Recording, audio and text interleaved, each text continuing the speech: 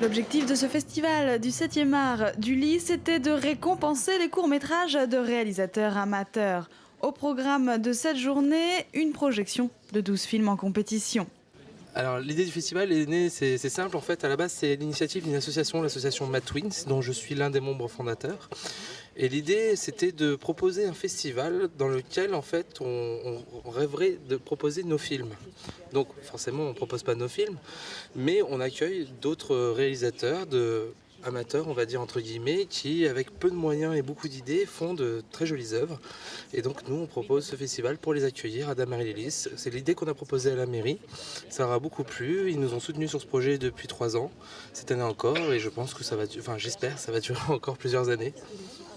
Pour départager les candidats en compétition, un jury de 5 professionnels était présent, tous surpris par la qualité des réalisations.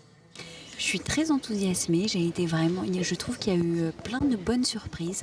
En fait, moi j'étais venue, je n'avais aucune idée préconçue, je n'étais pas allée voir sur internet quels étaient les courts-métrages présentés et je suis très positivement surprise. Il y en a un qui se détache du lot, je trouve, par rapport aux autres, mais voilà, j'attends la suite. Grande opportunité pour ces réalisateurs peu connus du public, le festival des courts-métrages amateurs peut représenter un véritable tremplin pour leur carrière. Je pense que tous les réalisateurs qui sont ici aujourd'hui, qui ont été sélectionnés parce qu'ils ont fait des films d'une qualité quasiment professionnelle.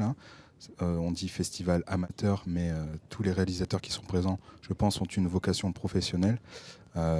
Moi, dans mon cas, je n'y coupe pas. J'aimerais devenir réalisateur de long métrage.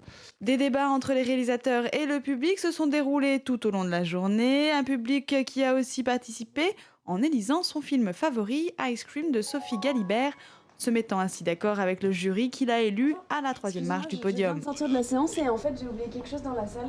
Ah, c'est à vous le ballon de foot! Conflit, le film réalisé par Pierre Tellière a quant à lui reçu le prix coup de cœur de l'espace culturel Leclerc, mais aussi le second prix du jury.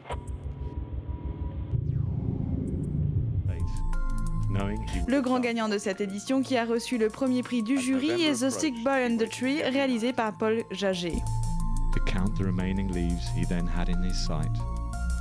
Prochain rendez-vous cinématographique à la cartonnerie de Damary-les-Lys le 29 juin prochain pour l'avant-première du long métrage L'Italien avec toute l'équipe du film.